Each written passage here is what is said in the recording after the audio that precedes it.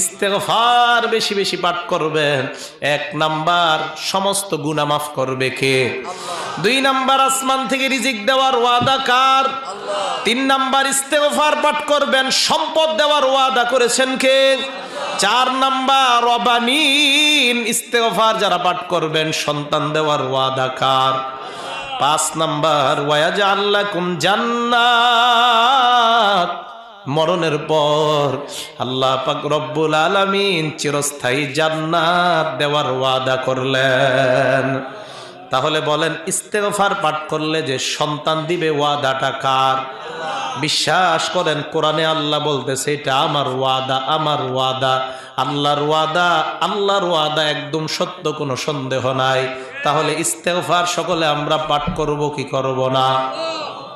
6 number উপকার, ওয়ায়াজআল লাকুম আনহারা, ইস্তেগফার যারা পাঠ করবে যেই জান্নাত আমি আল্লাহ দান করব। কক্সবাজার গেছেন নি কেউ? আছেন এই জায়গায়? আছেন?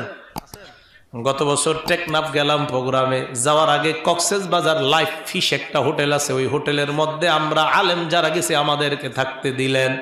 ওই লাইফ ফিশ হোটেল থেকে কক্সবাজার সমুদ্র সৈকতটা হেঁটে যাইতে 1 মিনিট বা 1.5 মিনিটের প্রয়োজন। হেঁটে গেলাম ওই জায়গায়, যাওয়ার পর দেখলাম, তাকান কিভাবে বুঝাই, সোফা এইভাবে বিছানো আছে, কতক্ষণ বিছানোর পর হঠাৎ এইভাবে করা। এই সোফাগুলার মধ্যে কারা?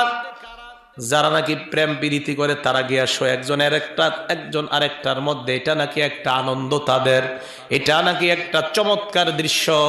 ওই সোফা দেখার পর আল্লাহর কোরআনের কথা আমার মনে পড়ে যায়, সুবহানাল্লাহ। আল্লাহ বলেন, আলাল আরাইকি ইয়ানজুরুন মুত্তাকিনা ফিহা আলাল আরাইক, জান্নাতীরা এইভাবে জান্নাতের মধ্যে হেলান দিয়ে থাকবে, আপনি হেলান দিবেন, পাশেরটা আপনার বিবি হেলান দেওয়া থাকবে, আরেকটার মধ্যে আপনার হুরগেলমানরা থাকবে।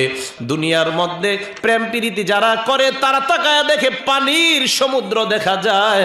আল্লাহর কোরআন বলেন, তোমরা যখন শুইবা তাকায় দেখবা তোমাদের আশেপাশ দিয়া দুধের নহর, মধুর নহর প্রবাহিত হয়ে যায়। আল্লাহ বলেন, ইস্তেগফার পাঠ করবা। 6 নাম্বার উপকার, আমরা ইস্তেগফার পাঠ করব কিনা? পড়েন সবাই, আস্তাগফিরুল্লাহ, আস্তাগফিরুল্লাহ। ইস্তেগফার পাঠ করার 7 নাম্বার উপকার, শরীরের শক্তি দরকার আছে না নাই? আল্লাহ দুনিয়ার মধ্যে একটা সম্প্রদায় পাঠিয়েছেন, এই সম্প্রদায়ের নাম আদ সম্প্রদায়। আদ সম্প্রদায়ের কাছে একজন নবী আল্লাহ পাঠাই